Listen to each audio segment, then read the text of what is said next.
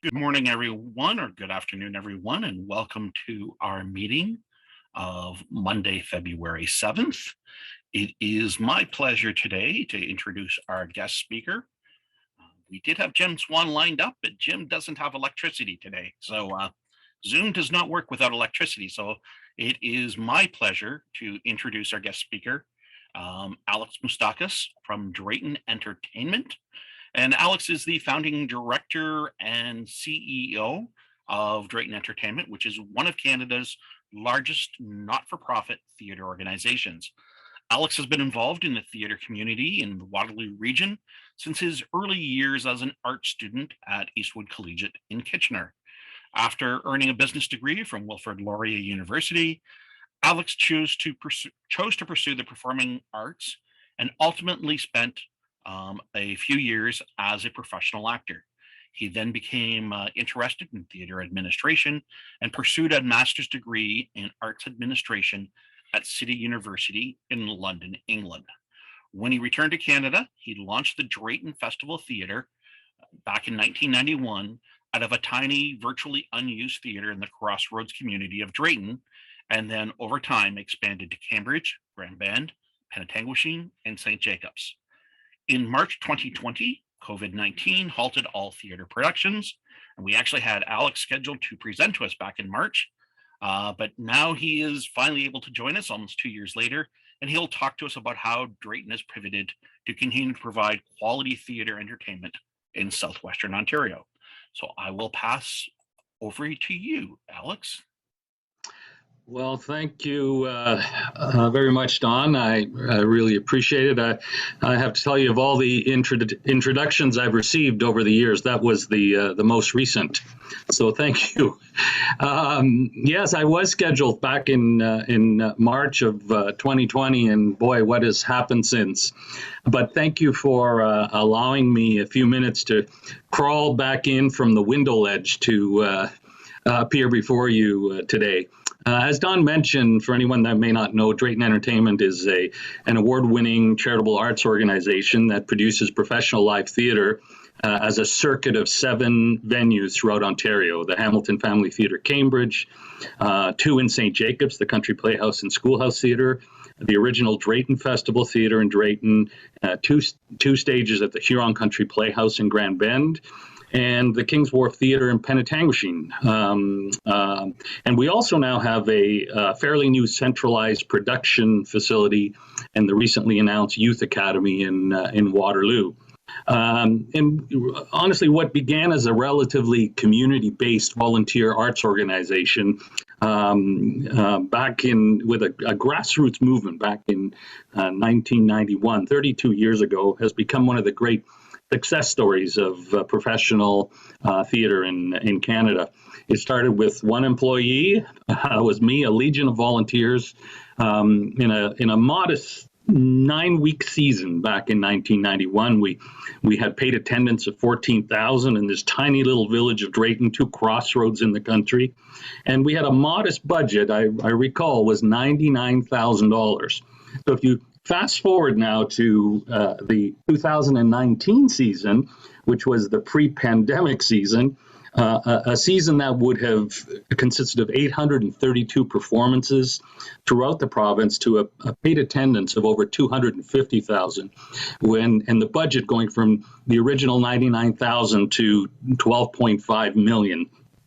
And also with an economic impact exceeding $82 million in the province of Ontario. The company now provides did pre-pandemic over 400 employment contracts annually for actors and musicians, designers, and other creatives, making us one of the largest employers of professional artists in this country. Additionally, we employ upwards of 175 staff, and we have an active network of 550 volunteers who contribute over 30,000 hours annually. So it's quite a remarkable story. The other thing that's remarkable about this story is that since our inception, as I've been there from day one, we have received 0 operating funds from any level of government or arts council. We do it all ourselves.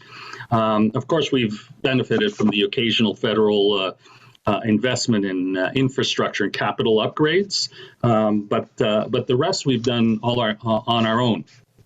How can I best describe the effect of COVID on our theater industry? I know some of you may know the Greek myth of Sisyphus.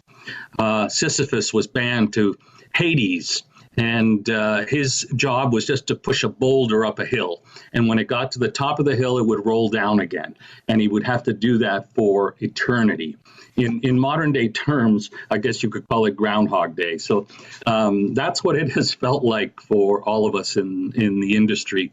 But I'm hoping there is a light at the end of the tunnel, as it were. The impact of the pandemic has really, it's affected us in three noteworthy ways. First, the loss of all programming caused significant hardships, not only on us, but also on our municipalities, tourism, and hospitality sector partners who rely on us as a major driver of multiple regional economies. Secondly, live theater companies like ours, like the Grand in London, incur pre-production expenses up front. And we have no meaningful way to offset, as 100% of our revenue disappeared overnight back in March of 2020. And what we do is communal by nature, as you know, and this makes recovery a daunting prospect for any business, particularly an arts-based charity. Thirdly, despite the lifeline of emergency wage support and emergency response benefits, with no revenues to cover our fixed operating costs, we were forced to terminate all artist contracts and lay off the majority of our staff back in 2020. And of course, this severely hinders the financial security of hundreds of Canadians who directly rely on us for their livelihood. As one of the leaders in Canada's live theatre industry, it just pains us to be in this position, of course. We, along with our industry colleagues, have mitigated financial losses, reduced overhead, and minimized expenses through every possible means. Like our colleagues at the Grand Theatre in London, with tremendous leadership by my good friends, they really have had the same issues as we have. Of course, Dennis Garnham has done a great job keeping the theater going, and we all kind of share the pain, as it were. For us, our entire efforts were focused on minimizing losses, as I say, and mitigating costs. So we launched a ticket donation campaign. We drew from our endowment. We instituted salary reductions. We suspended or renegotiated more favorable contracts with vendors and suppliers, and we accessed every applicable federal, provincial aid program. So it has helped a little bit, but the thought that we went from a full-time staff of 50 down to about 8 for a good year was really disheartening. The theater landscape post-pandemic, I've had the opportunity over the last 2 years. In fact, I was on it last week. I appeared before the House of Commons Standing Committee on Arts, Culture, Heritage, and Sport to discuss the impact of this pandemic on our sector. And beyond our industry's staggering financial losses, the mental health the mental health well-being of our arts workers is another major issue and of utmost importance, and something we continue to advocate for. This, of course, includes actors, dancers, singers, musicians, technicians, designers, and everyone who works on stage and off, of course. And we're just very concerned, given the length of the pandemic, that we're losing skilled sector workers to other professions. It's been difficult, and I don't know why everyone all of a sudden wants to be a real estate agent. But we are losing skilled technicians and actors as well. I was able to recommend to our elected representatives a few ideas. One was to extend and expand the emergency wage support programs, because tourism and hospitality has been the hardest hit, of course. So we're hoping that they will continue some of these wage subsidies. It allows us the flexibility we need to bring back workers and position ourselves for recovery. We've also suggested that emergency wage support be expanded to our what we call our gig workers. Traditionally, actors are self-employed. It would really help theater companies if we were allowed to claim these gig workers on the emergency wage support. It would certainly allow us to bring more artists back, and as a byproduct, it would help in the mental health issue that's happening as well. We proposed mitigating fixed costs to extend the Canada Emergency Rent Subsidy, and not only for the locations we rent, but also the ones that we own as well. We believe that would be a great help. We've also recommended a recovery incentive program, like an arts recovery incentive program, and that would be as we go to our stakeholders, our audience members for help, that the federal government and hopefully then the provincial government will match the funds, and that to me allows everyone to have a bit of skin in the game, as it were. We've also recommended that they create an insurance program. Just going back to March of 2020, when we had to let all the artists go, and we had license agreements for shows through New York and designer contracts, and so we had to pay out most of those contracts. So that loss alone was about $1 million. So the fear right now is, we plan for a 2022 season and it happens again. We just can't take that burden. So perhaps the government can come up with some kind of an insurance program. And the other thing that I mentioned at the standing committee was that the government needs to destigmatize the return to large gatherings. As you know, what we do is communal by nature, so it just makes recovery daunting. And at the highest levels, I think we need a unified message, right? We were talking in the chat room about an announcement today, but it seems that we're getting multiple announcements and they're not unified.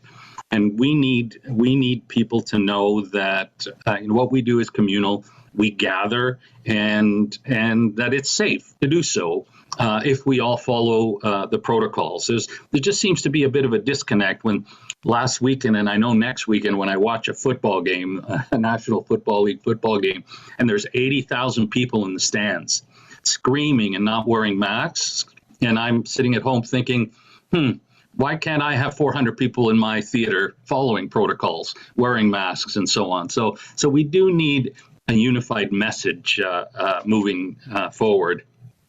I mentioned earlier about the change of behavior as well from our stakeholders and our audiences. So we've done the best we can to stay connected to our audience. We've had a lot of online activity. We moved our 50-50, our famous 50-50 draw, to an online version, and believe it or not, it has been a lifeline for us. I believe in less than a year, we've been able to generate over $800,000 in support. But it means we gave away $800,000 as well. So it has been a lifeline for people that participated. There's the chance to win a big jackpot. It's fun to see the pot grow, but you also know you are supporting a charitable arts organization. We have done some Zoom work with our younger clientele through lectures and bringing on Broadway stars to do question and answer periods and so on. So we've stayed connected with our young people, and we also had some free digital offerings. There was a documentary called Curtain Call that we provided. There was a virtual musical variety show last year called We'll Meet Again. We did a live stream cabaret series, and we just launched last week a new series called Backstage Pass, where I interview about 40 artists around the country. And it's an opportunity for our patrons to kind of see what goes on in creating live theater. So we've done the best we can to stay connected, obviously. The future, people are asking me about a 2022 season. I am hopeful and that we will have a 2022 season at all our venues, including the Huron Country Playhouse in Grand Bend. I think it's going to be a slow recovery. We don't know what the protocols will be in place, whether we can sell at 50% capacity or 100% capacity. So we're still waiting for those instructions. But we have to be cognizant of the fact that everyone will have a different comfort level on their return. I was speaking to the provincial minister of tourism, Lisa MacLeod, a number of months ago, and she pointed out that pre-pandemic tourism levels in Ontario won't be back till about 2025. So it is going to take some time. But I do anticipate a playbill will be announced shortly, hopefully within the next 2 or 3 weeks. And as we move forward with our plans, we're doing everything we can to make sure our patrons stay safe. Obviously, we looked out, to our database. I think there are 25,000 audience members who replied on what their comfort level will be moving forward. We have made sure that we have enough personal protective equipment that is going to be in place. And we've also taken on some new technologies like printed home tickets and digital tickets and, ways to read QR codes and so on. And also volunteer management system that our volunteers can just sign up at home and the comfort of their own home. So it's just really mitigating any kind of risk. And as I mentioned earlier, beyond economics, all our theaters continue to promote social inclusion, civic pride, cultural identity, and education.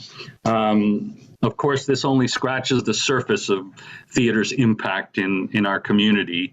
And I have a favorite quote that I use occasionally about theater, and it goes like this: "Theater is an environmentally friendly, non-polluting, labor-intensive, tourism-generating, community response renewable resource, a combination desired by all municipalities throughout the country."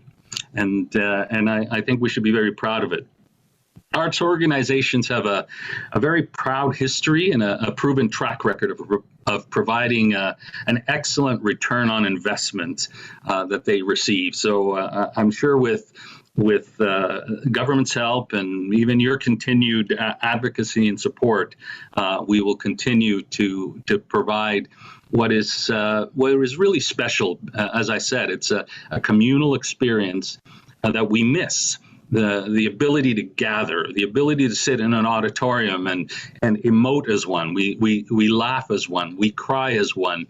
It's been proven that depending on what's happening on stage, our heartbeats start to sync, right? And you just don't get that sometimes off a Zoom presentation. So that's what we hope to return to. And in closing, and then I'll take some questions on a personal note. I've talked about how COVID has affected our arts workers, and other than the staggering financial losses, the mental health of our members is of the utmost importance. I spoke to a professional musician recently And, with tears in his eyes, he said, Alex, being a musician is all I've ever done in my life. Or the actress who said, she got the weight of the world on her shoulders, who said, I've studied acting all my life. And I just don't know what to do anymore if it's gone or if it's going to take years to recover. We don't want to lose these people. We really don't. We need the creative sector in our communities. I think that we need to keep working that right side of the brain, right, and not just the left, which is all technical. We need the creative sector because, as you know, everything we touch in our world is touched by a creative person. And I just want to finish with a comment about the late Charlie Chaplin, the late comedian and great actor. He once said, and this is how artists are feeling at the moment. He once said, "I like to walk in the rain so that no one can see my tears." And that's really how everybody has been feeling. So, thank you for allowing me a few minutes to come in from the rain and and make our case. And now I would love to take on any questions you may have. So just use the raise your hand icon for the reactions and then raise your hand and you'll be able to ask a question. Go ahead, Ian. Yes, Alex, thank you so much for your presentation. A lot of ground covered there, and I know it's been very difficult, but kudos to you for keeping it all together. I did want to ask specifically about a couple of things. One was you'd mentioned the 50-50 draw, and the Rotary Club is always looking for ways to raise funds to do community work. Mm-hmm. So we are interested in the viability of a 50-50 draw, and just wonder if you could talk about the legalities and maybe in simple terms how you have organized it. And the second one quick question after that is, sure, as you're ramping up, could you just talk about, particularly for students, how you see students getting back into the volunteer program in your properties? So those are my two questions. Sure. Okay. Well, I'll start with the 50-50. As you know, if many of you have attended any of our theaters, we do a 50-50 that we do the draw at intermission, and it's been very successful. It's highly regulated by the Gaming Commission of Ontario. So it takes a while to get the approval process. Obviously, you have to prove that you're a registered charity, and there's a number of things that you have to follow. But since we started it, there's a number of other arts organizations that have started it as well, and it's come in handy. It really has been a lifeline for many. So I'd highly recommend it, and if you plan to do something like that, I have resources here that can help out on what it is you have to do to put it in place. So we'd be happy to share that information. Regarding students and our youth programs and so on, yeah, we can't wait, honestly. And I'll tell you a little story. The first year that I was in this village of Drayton, and I made a presentation about what live theater, professional live theater, can do for a community, other than economics and cultural and educational. And there was a gentleman who was in attendance. It turned out later he was a prominent farmer in the community, and he was the first to stand up and speak. And he said, our kids have grown up to hockey and to baseball and to television. We have this beautiful cultural facility here. Why not balance their lives and offer a cultural experience as well? So it's always been at the forefront for us to have youth involved with our organization because it's for most of them, it's their first job, it's their first sense of responsibility, and not just their first exposure to live theater, but they develop communication skills and so on. In fact, we've had one of the things that the pandemic, one of the positive things that it's done is allowed us to launch a brand new youth academy in Waterloo. There was a prominent philanthropist family in Kitchener-Waterloo that donated 10,000 square feet of space for us. And we have raised $2.5 million, believe it or not, to renovate and create this youth academy that is just about to be launched. And because we really believe that training youth not only in performance but also technical side of theater and so on, it won't be just for those that maybe the small percentage that end up as professional artists, but we believe we're building better citizens, and they're building communication skills and so on. So and we're also highlighting and addressing the marginalized communities as well. And we believe this is about generational change, and that these young people are going to grow up and they're going to be future business leaders, and they're going to be future politicians and teachers who will support the arts. Because as you know, the arts are the first to be cut in a lot of the educational programs, and this is our way of keeping it at the forefront. Yeah. Thank you so much. You're welcome. Malcolm, your hand was raised for a bit. Yeah, thanks. Great to see you there, Alex, and thanks for coming out 2 years after the first date that we scheduled. Well, yes, thank you, Malcolm. Thanks for the invitation. Yeah, I know I and Donna, we're looking forward to the theater starting up again. So it's more of a comment and a little question, but it's frustrating when I'm a member of the Met in New York, and I do enjoy the live HD videos at the theater. So there's the Met, full of people, they're masked up, the performance goes on, and we can't go to the Cineplex in London, which is closed. So it really is frustrating.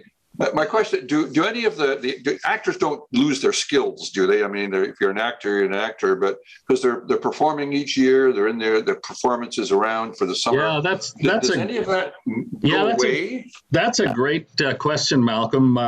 Back in late 2020, when we created our first virtual series, I created much of a Sunday night Ed Sullivan show where the families would gather, and we did this variety series, and I had a number of the artists come back to sing, and we had a professional film company there, and it was interesting because a lot of them hadn't sung for over a year, and I could tell they weren't at the peak of their game.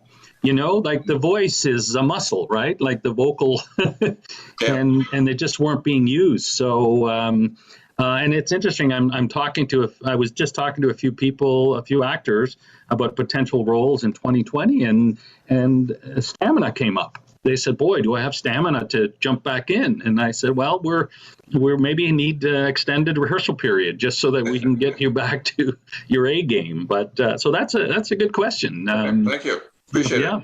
Yeah. Howard. Thanks, Alex. I enjoyed the presentation. My question is how you select the shows that you're going to put on in the different theaters and in the different seasons. Yeah. Well, first of all, obviously, we have to look at what our mandate is, right? We've developed a theater of kind of music and laughter, and occasionally now we do the odd drama as well. That's a big part of it. The size of shows is another, because you have to consider a budget. Is it a period piece, for example? Because that means costuming is more expensive, and you get called on it. There will be somebody that says, "Hey, I lived through the 30s. We didn't wear shoes like those," So you have to be careful. One of the biggest issues right now, believe it or not, is what's happening in the world, and political correctness, for example. That's a big issue that I have to look at. There are a number of shows we can no longer do. Just because of new movements that are happening. So it's time for us to write new stories. We used to do a lot of British farces. Well, unless it's a situational farce right now, you can't do it, and you get called out on those things. We've developed a committee, an equity, diversity, and inclusion committee that is looking at programming as well, and more diversity in our casting and so on. So there's a number of elements, but I think the biggest right now are the movements that are happening and the pressures that we face. But you know what? They're good discussions to have, right? But they are affecting programming. Thanks. Yes. Am I up? Okay. Alice, pleasure listening to you again. I had the good fortune of sailing with Neil Atchison and a bunch of your gang on a cruise from Vancouver a few years back. Yes. That was a great time. And the other thing is I got a bunch of tickets from 2020 that are sitting in the drawer here for shows that didn't take place. Yes. So is there, and I remember getting somebody saying, well, if you want, we'll refund your money. I said, no, let's go on and find something to look at. Yeah. Do you think you're going to have some production news for the next year? I'm hoping within the next few weeks we'll make the announcement. I'm pretty certain there will be a season at every one of our locations, and if anyone purchased tickets that didn't get refunded and we're holding a credit, you'll be able to use that credit towards the 2022 season. That's what I figured. Okay. Yeah, for sure. Thanks. Rick. Thank you, Alex. Wonderful presentation. Delighted. I agree. We need to do whatever we can to support the arts. And in keeping with that, photography is an art. So I hope you're not offended with this question, but when was the last time you updated your promo picture that showed up on our screen? I'm looking right at That's it. a great, you know what? I wanted to bring that up right at the front. This is what COVID has done to my hair. And your mustache and your gorgeous black beard. I know. Where did it go? I don't know. Here's what it used to look like. I don't know if you can all see that there. Right? There you go. I know. Don't That's rub a it dirty into the one, poor Rick. guy. Yeah. Jeez. Thanks for that. Thank you. Like listening to the Grim Reaper all of a sudden. Thanks. I do have one question for you. I know you're not quite ready to make an announcement about the program for the summer, but anything that you're excited about that you might be able to drop a hint? Well, there's a number of shows. You know, one of the things that's going to affect the playbill is obviously I have to keep safety in mind, right? Not just the audience, but also what happens on stage and off stage as well. So, there won't be too many major big musicals because, some involve over 40 people. 22, 24 on stage and 6 musicians and dressers and technicians backstage. So I've got to be really cognizant of that because if I have one or two all of a sudden contract COVID, where do we go from there, right? So, but there's going to be a lot of great variety and, but perhaps not the massive shows that we've come to expect. Not for 2022, but definitely I'm hoping we'll be back for 2023. Oh, look forward to waiting for Godot. Exactly. Ian, you have another question? Yes, I do. I just thought of this when you mentioned musicals, and I know we were all aware that Mirvish had to cancel Come From Away, and it was due to a COVID outbreak, and they just felt they couldn't remount the production after that it was over because of all of the financial ramifications. Yeah. So, how big a concern is that for you and your own company? Going forward, having, say, a commitment of a significant production and then having other things come in that make it hard, maybe impossible to run.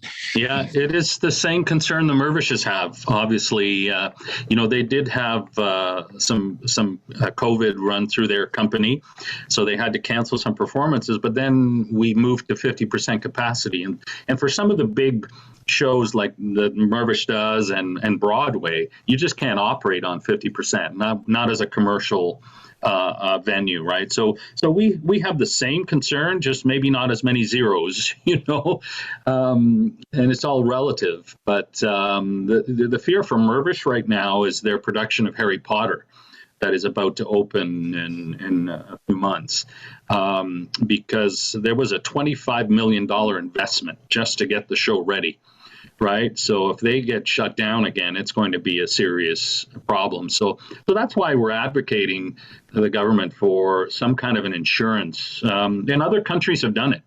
And we just haven't done it yet here in Canada. And it's unfortunate about Come From Away because it's such a Canadian show and it was developed here, but it's still playing in Australia and in the UK, right? And in New York, but not where it, because we don't have those safety mechanisms in place. And I'm hoping that we will. And it's interesting you should even bring Come From Away up because,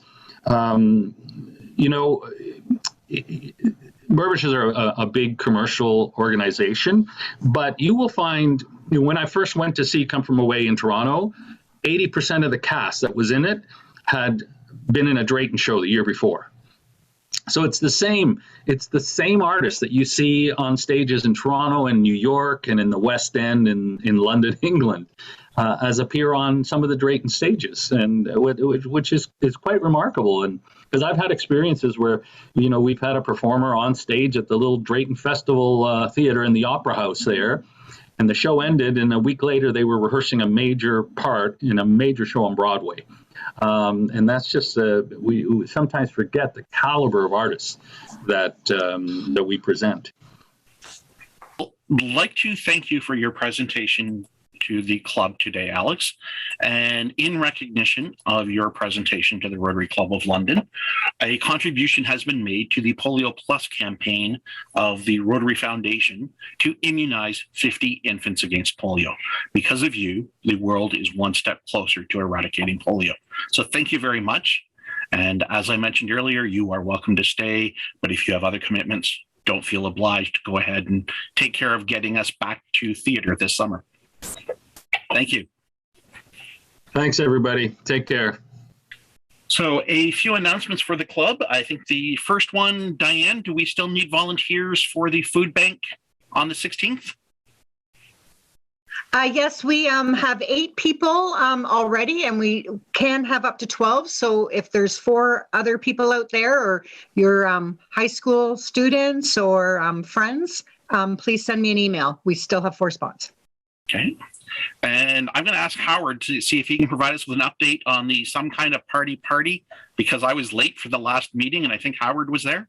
Thanks, Don. We're still moving ahead. We're planning an in-person event. We're trying to refine a sponsorship package.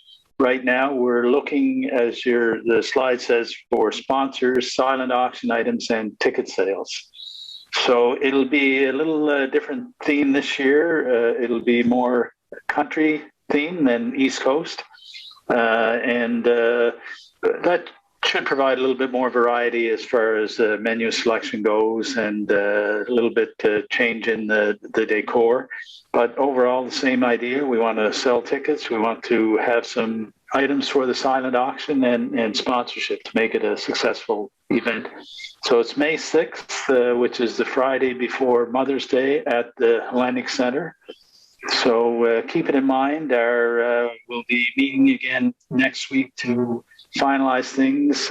We've invited the clubs from the Area 10 to join in. So most of them, with the exception of Strathroy, seem to be on board. So it should be a successful event. We're looking forward to a good time in person. Thank you very much.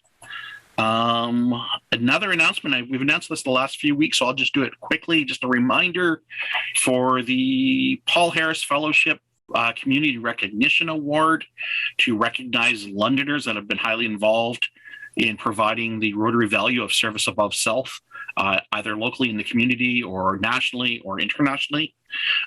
Criteria is here on the screen as well as on the website, and we have less than 1 week to get nomination forms into our club secretary, Jim Belton. So please, if you know anyone, get the nomination form from our website and send it off to Jim. I also have been asked to make some announcements on behalf of the district. They are looking to fill some roles at the district level.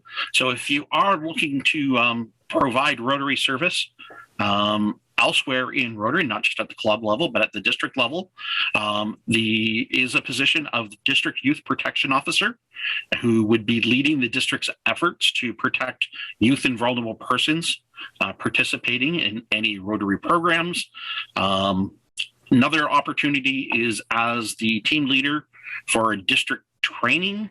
So there's a lot of training that goes on in the district, and they're looking for someone who has expertise in training and instruction. And then there is a temporary committee, which is really focused on helping clubs adapt to a hybrid or mix of physical and virtual world. Everybody seemed to fumble their way through to virtual meetings over the last 2 years. We've got our Zoom meetings, they work quite well, but over the next little while, a lot of clubs are looking at hybrid meetings, and they're looking for people that can help set up a committee, set up a recipe book for clubs that are wanting to do hybrid meetings, and how to run a hybrid meeting so that people that aren't comfortable yet meeting in person will have the ability to still participate in Rotary meetings. Our speaker next week will be Jennifer Granger, who did a 2-book series on photos from the vault from the London Free Press. So that should be a really interesting slice of history next week. The Satellite Club meeting is next Tuesday night, the 15th, and their new member, Heather Langford, will be doing her About Me talk. We also have our board meeting next Wednesday at 5 p.m. And of course, we have our cocktail hour tomorrow night at 5 and the coffee clutch on Thursday at 10:30. And that is everything for our meeting this week. Thank you, everyone, and we will see you again next week.